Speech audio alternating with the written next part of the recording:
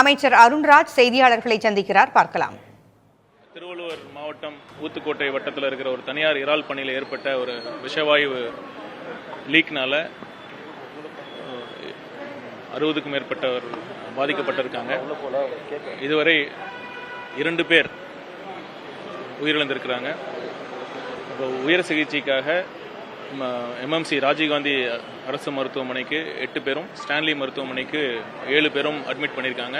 இதை தவிர இப்பயும் இங்கே தனியார் ஹாஸ்பிட்டலில் வேல்ஸ் மருத்துவமனையில் 28 பேரும், வெங்கடேஸ்வரா ஹாஸ்பிட்டலில் ஒரு 20 பேரும் அட்மிட் ஆகிருக்காங்க. இப்போ பார்த்தீங்கன்னா இங்கே அட்மிட் ஆகிருக்கிற பேஷண்ட்ஸும் எல்லாருமே வென்டிலேட்டரோட உதவியில் தான் அவங்க சுவாசிச்சுட்டு இருக்காங்க. நாங்கள் தொடர்ந்து ஒவ்வொரு பேஷண்ட்டுக்கும் ஒரு இன்டர்னல் மெடிசன் சீஃபும், ஒரு அனஸ்தட்டிஸ்ட்டு, ஒரு சர்ஜரி, ஒரு இன்டர்னும் போட்டு நாங்கள் ஒவ்வொரு பேஷண்ட்டும் நாங்கள் மானிட்டர் பண்ணிட்டு தான் இருக்கோம். அதே மாதிரி ஸ்டான்லிலையும் அங்கே இருக்கிற ஒவ்வொரு பேஷண்ட்டுக்காக மாண்புமிகு முதலமைச்சர் அவர்கள் ஒவ்வொருத்தரையும் ஒரு எல்லாத்துக்கும் தகுந்த சிகிச்சை அளிக்கணும்னு கேட்டுக்கிட்டதுனால இன்னைக்கு எல்லா டீமும் லீவில் இருந்த எல்லாத்தையும் வர வச்சு பார்த்துட்டு இருக்கோம். இதற்கு முன்னாடியே அங்கே முதல்ல அங்கே அருகில் இருக்கிற தனியார் ஹாஸ்பிட்டல் தான் இருந்தது, மருத்துவக் கல்லூரி ஹாஸ்பிட்டல். முதல்ல அங்கே தான் போனாங்க. அது தகவல் தெரிஞ்ச உடனே இங்கிருந்து ராஜீவ்காந்தி அரசு மருத்துவமனையிலிருந்து 2 டீம் அனுப்பிச்சு வச்சோம். இங்கிருந்து 4 மருத்துவர்கள் கொண்ட குழு 2 தனியார் ஹாஸ்பிட்டலையும் அனுப்பிச்சு அங்கவும் பார்த்துட்டு அங்கே ட்ரீட்மெண்ட் பண்ண முடியாமல் இருக்கிற பேஷண்ட்ஸை உடனடியாக நாங்கள் ALS advance life support ambulance மூலமாக இங்கே ஸ்டான்லிக்கும் எம்எம்சிக்கும் ஷிஃப்ட் பண்ணி இங்கே ட்ரீட் பண்ணிட்டு இருக்கிறோம். நாங்கள் எல்லாம் இங்கே ஒவ்வொரு உடனடியாக என்னென்ன நடக்குது அப்படின்னு இங்கே டீன்ஸ்லாம் அப்டேட் பண்ணிட்டு தான் இருக்கிறாங்க. மாண்பு முதலமைச்சர் அவர்களும் இதை நேரடியாக கேட்டுட்டு தான் அப்போ உடனுக்குடன் என்னென்ன தகவல் வருதுன்னு அப்டேட் பண்ணிட்டு தான் இருக்காங்க. நாங்கள் தொடர்ந்து இதை மானிட்டர் பண்ணிட்டு இருக்கோம்.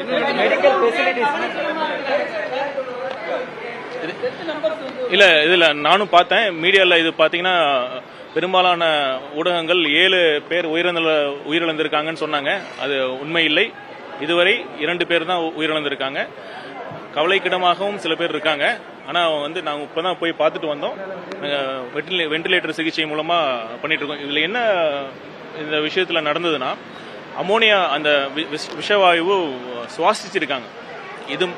இது வரைக்கும் தமிழ்நாட்டில் நம்ம தெரியும், நம்ம ஜிஹெச்சில் தூத்துக்குடியில் கூட இறால் பண்ணைலாம் நிறைய இருக்கிற இடத்துல கூட இந்த மாதிரி அமோனியா விஷவாயு தாக்கியிருக்காங்க. ஆனால் இந்த அளவுக்கு ஒரு தாக்குதல் நடந்ததில்லை. இவங்க அதிக அளவு அங்கே இருக்கிற டிசாஸ்டர் மேனேஜ்மெண்ட் டீம் அங்கே போனப்ப காற்றுல 300 ppm 300 பார்ட்ஸ் பெர் மில்லியன் அளவுக்கு அந்த அமோனியா இருந்தது.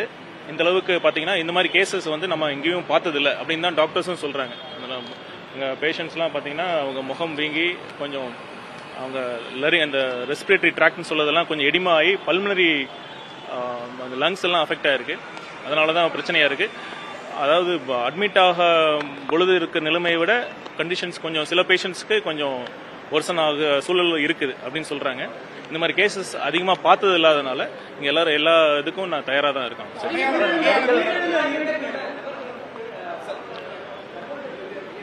இது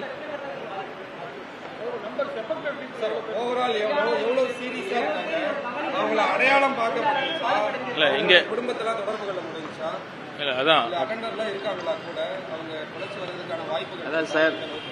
அதாவது கிரிட்டிக்கலா இங்க சொல்றேன், வென்டிலேட்டர்ல இங்க இருக்கிற எல்லா பேஷண்ட்ஸும் அங்க தனியார் மருத்துவமனையில அங்க ட்ரீட்மெண்ட் பண்ணிட்டு இருந்தாங்க. அங்க கஷ்டமா இருக்கு, கொஞ்சம் கிரிட்டிக்கலா இருக்கிறதுனால தான் இங்கே நம்ம எம்எம்சிக்கும் ஸ்டான்லிக்கும் ஷிஃப்ட் பண்ணிருக்கோம். இங்க வென்டிலேட்டர் சப்போர்ட் மூலமா தான் இருக்காங்க. நாங்க அனைத்து இங்க சீஃப் டாக்டர், டீன் எல்லாமே இங்க இருக்காங்க. இங்க எமர்ஜென்சி வார்டு உங்களுக்கு தெரியும் இங்க இருக்கு. அங்க இருக்க டாக்டர்ஸ் தான் ட்ரீட்மெண்ட் பண்ணிட்டு இருக்காங்க. உயிரிழந்த ஒருத்தர் அங்க தனியார் மருத்துவமனைக்கு வரும்பொழுதே பிராட் டெட் ஆயிட்டாங்க. இன்னொருத்தர் அங்கே ட்ரீட்மெண்ட் பயனளிக்காம இறந்துட்டாங்க வேல்ஸ்ல.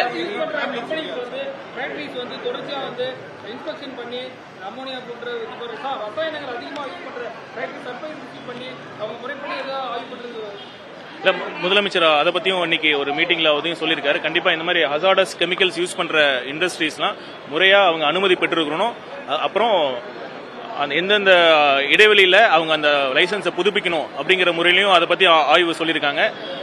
இதை பற்றியும் நம்ம இதுக்கான இண்டஸ்ட்ரியல் சேஃப்டி டிபார்ட்மெண்ட்டும் அந்த இண்டஸ்ட்ரீஸ்லாம் போய் இது மாதிரி அதிக விஷத்தன்மையுடைய ரசாயனங்களை பயன்படுத்தக்கூடிய இண்டஸ்ட்ரீஸும் இன்னும் கூடுதல் கவனம் செலுத்தணும், கூடுதல் மேற்பார்வை இருக்கணுங்கிறதா நாம் சொல்லியிருக்கோம். சரி சார் சிஎம் ஸ்பெசிஃபிக்கா இது இன்ஸ்ட்ரக்ஷன்ஸ் கொடுத்திருக்காங்க இந்த இஷ்யூல சிஎம் ஓட இன்ஸ்ட்ரக்ஷன்ஸ் அதாங்க அதாவது ராஜீவ்காந்தில 8 பேர் இப்ப 10 இன்னும் 2 பேர் வந்தனால இப்ப 10 பேர் இங்க இருக்காங்க. ஸ்டான்லில 7 பேர், வேல்ஸ் மெடிக்கல் காலேஜில் 28 பேர், 24 பேர். அப்புறம் வெங்கடேஸ்வரா ஹாஸ்பிட்டல்ல 18 இப்ப 18 பேர் அங்க இருக்காங்க. மெடிக்கல் ஃபெசிலிட்டிஸ் எல்லாம் கரெக்டா இருக்குங்களா? இல்ல மெஸ்ல